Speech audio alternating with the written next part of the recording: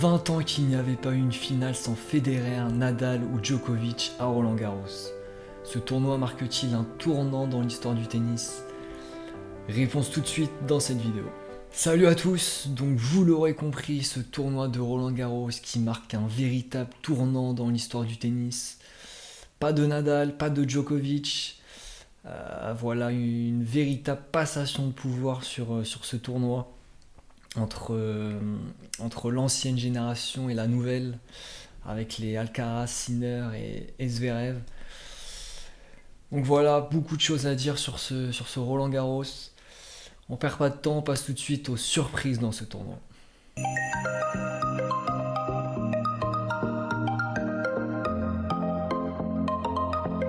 La première surprise dans ce tournoi, il est français, Corentin Moutet, qui a atteint les huitièmes de finale à Roland-Garros. Et pour vous dire, je m'y attendais vraiment pas du tout. Je savais qu'il jouait bien sur terre battue, mais de là le voir aussi loin dans le tournoi, c'est vraiment une grosse surprise.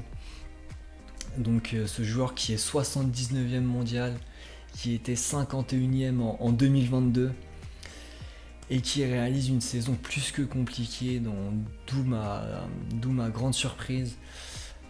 Il a fait qu'une demi à l'ATP 250 du Chili. Et sinon, il sort difficilement des qualifications dans les plus petits tournois. Donc vraiment énorme performance de sa part. Un Français en plus, donc ça fait plaisir.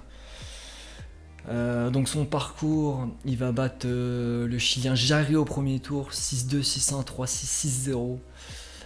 Il va ensuite battre le Kazakh Shevchenko, 6-4, 6-2, 0-6, 6-3. Il va ensuite battre l'Autrichien Hofner, 3-6, 6-4, 6-4, 6-1.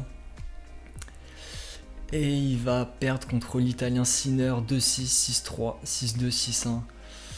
Où on y a cru pendant un set, mais malheureusement, l'Italien est quand même meilleur, bien au-dessus de Moutet. Donc l'Italien qui est passé complètement à travers lors du premier set et qui a retrouvé son niveau de jeu et il a déroulé ensuite. Mais voilà, très beau parcours pour Corentin et vraiment très grosse surprise dans ce tournoi de Roland-Garros. La deuxième surprise dans ce tournoi, l'Italien Matteo Arnaldi, donc qui à l'image de Corentin Moutet ne réalise pas une grosse saison 2024. Donc c'est pour ça qu'il fait partie des surprises. Voilà, il a fait qu'un quart de finale à l'ATP 500 de Barcelone. Voilà, c'est tout, c'est son meilleur résultat de la saison.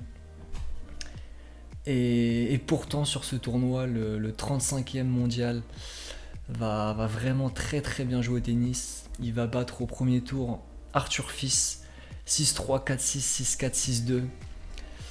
Il va battre ensuite un autre français, Muller, 6-4, 6-1, 6-3. Il va ensuite battre Roublev, un prétendant au titre, 7-6, 6-2, 6-4 en 3-7. Et il va perdre ensuite contre Tsitsipas, 3-6, 7-6, 6-2, 6-2. Donc vraiment dommage, si l'Italien avait gagné le deuxième, il aurait vraiment pu éliminer le Grec. Et voilà, sinon il a fait un très beau tournoi, une grande qualité de jeu. Je l'avais déjà découvert à l'US Open de l'année dernière et il confirme sur ce Roland-Garros qui représente l'avenir du tennis. Et voilà, il est encore jeune, il a que 27 ans. Mais je pense qu'il va continuer à performer dans cette fin de saison. Troisième surprise dans ce tournoi, l'Australien De Minaur. Donc lui pour le coup pas du tout un joueur de terre battue. Et pourtant il va faire un très bon tournoi, il va perdre en quart de finale.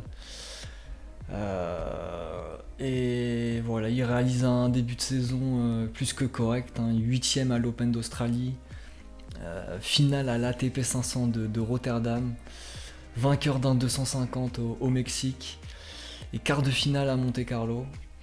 Donc voilà, vraiment un bon tournoi de sa part.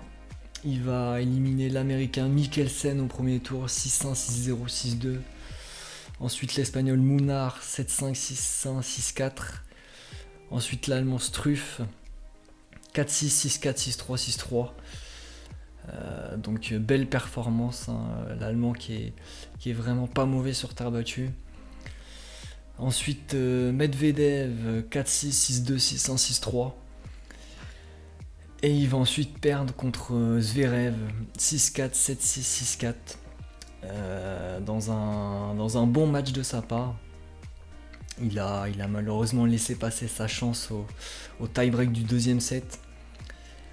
Mais voilà, vraiment un très bon tournoi pour ce joueur qui confirme son bon début de saison.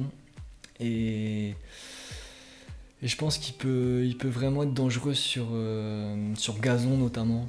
Et sur la saison américaine qui se profile dans les mois à venir.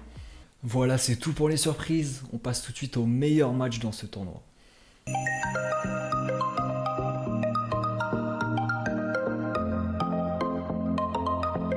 Donc le premier meilleur match pour moi dans ce tournoi, c'est le Zverev-Nadal du premier tour.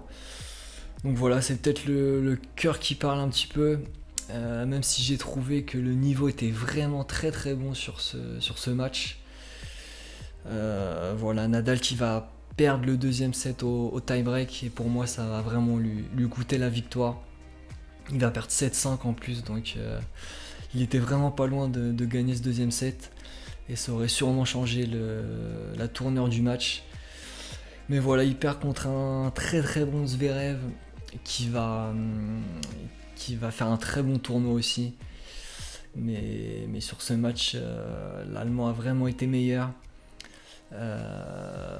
Très très bon au service, hein, 77% de premier service, dont 72% gagnés derrière son premier service, 2 points gagnés derrière son premier service.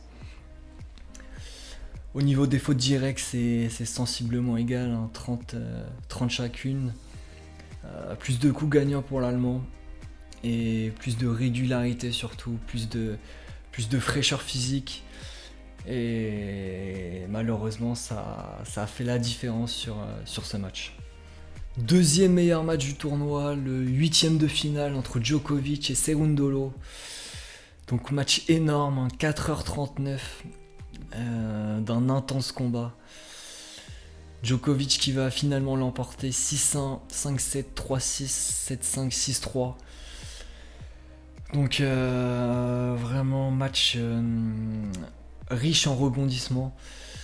Djokovic qui a littéralement surfé sur ce premier set et qui s'est blessé au deuxième set au ménisque et ça lui a coupé l'élan directement. Il a perdu 7-5-6-3 et voilà, il a fait appel au kiné, il s'est fait manipuler et je pense qu'à chaud il a pas trop ressenti la douleur, ce qui lui a permis de continuer et de s'accrocher, hein, un petit peu à l'image de son match précédent contre Musetti, qui revient de nulle part, hein. Il a vraiment des ressources incroyables ce joueur. Donc au niveau des statistiques, c'est sensiblement égal, notamment au niveau des fautes directes. Voilà, match vraiment très très accroché entre les deux joueurs, avec des longs rallyes, des longs échanges. Vraiment très très beau match. Troisième et dernier meilleur match de ce tournoi de Roland Garros, la demi-finale entre Alcaraz et Sinner. Donc remporté par l'Espagnol, 2-6, 6-3, 3-6, 6-4, 6-3. Donc demi-finale qui a vraiment eu du mal à démarrer. Les deux joueurs ont bien joué ensemble à partir du 4e set. Et le 5e set a vraiment été beau aussi.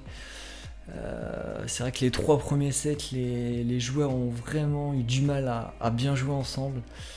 Donc Sinner qui menait 2-7 à 1, qui a réussi à gagner le troisième set en ayant une crampe au doigt, une crampe à la main. Donc vraiment je sais pas comment il a fait. Alcaraz a sûrement été perturbé par cette blessure. Mais il a fini quand même par s'imposer. Et voilà, il rejoint la finale. Et Sinner qui a déclaré à la fin du match: je ne sais pas si je vais regarder la finale. Donc entre Alcaraz et Zverev. Donc je pense que l'Italien est déjà focus sur Wimbledon. Donc voilà, c'est tout pour les meilleurs matchs. On passe tout de suite à la finale de ce tournoi.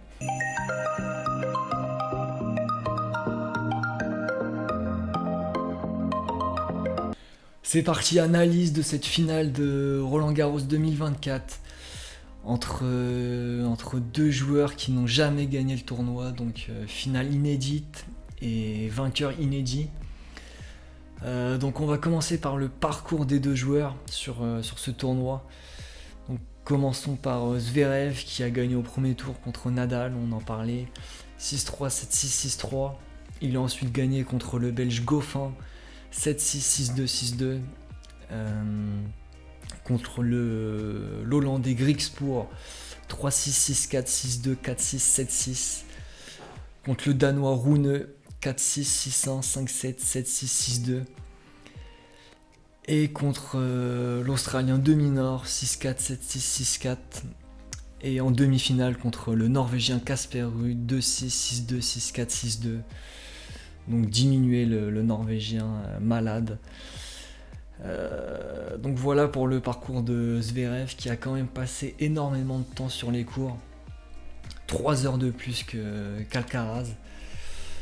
Donc ça joue forcément physiquement sur la fraîcheur des deux joueurs. Donc concernant le parcours d'Alcaraz, il a gagné au premier tour contre l'Américain Wolf 6-1, 6-2, 6-1. Il a ensuite gagné contre l'Hollandais De Jong 6-3, 6-4, 2-6, 6-2. Contre l'Américain Korda 6-4, 7-6, 6-3. Contre le Canadien Auger-Aliassime 6-3, 6-3, 6-1. Contre le Grec Tsitsipas 6-3, 7-6, 6-4. Et il a gagné contre Sinner en demi-finale, on en parlait, 2-6, 6-3, 3-6, 6-4, 6-3. Et qui a passé 16 heures sur les cours, 3 heures de moins que Zverev. Donc au niveau de leur confrontation, avantage Zverev, 5 victoires à 4, même si l'Espagnol mène dans leur confrontation sur terre battue 2 victoires à 1. Par contre, avantage Zverev au niveau des victoires en Grand Chelem, 2 victoires à 1. Ici même d'ailleurs à Roland-Garros en quart de finale en 2022. Donc voilà, vraiment très très serré sur le papier avant cette finale. Et voilà, au terme d'un match de 4h19, Alcaraz a fini par s'imposer. 6-3, 2-6, 5-7, 6-1, 6-2. Dans cette finale vraiment passionnante. Donc Alcaraz était en passe de mener 2-7 à 1. Il menait 5-2 au troisième set. Il a concédé 5 jeux de suite quand même. Et donc il était mené 2-7 à 1 dans cette finale par Zverev. Donc très très mal embarqué. Et il a collé un 6-1, 6-2 au 4e et 5e set. Donc il a vraiment eu des ressources incroyables. Il m'a vraiment bluffé à ce niveau-là. Donc au niveau des statistiques, encore beaucoup de fautes directes pour l'Espagnol, 56 fautes directes pour 52 coups gagnants. Mais il a vraiment été plus agressif et plus entreprenant que Zverev au 4e et 5e set. Zverev a commencé à être nerveux au début du 4e. Au tout début du 4e, il commençait à être nerveux déjà et ça lui a coûté cette finale tout simplement. Donc voilà, fin de cette vidéo, fin de ce Roland-Garros 2024 que j'ai trouvé vraiment pas mal du tout. Mis à part la défaite de Nadal au premier tour contre Zverev, Le niveau de jeu était vraiment présent sur ce tournoi, avec une nouvelle génération qui émerge. Alcaraz, Sinner, Zverev. Donc voilà, tous ces joueurs, ça fait vraiment plaisir à voir. Donc c'est tout pour cette vidéo. On se donne rendez-vous à Wimbledon pour la prochaine vidéo et pour analyser le tournoi ensemble. Ciao ciao.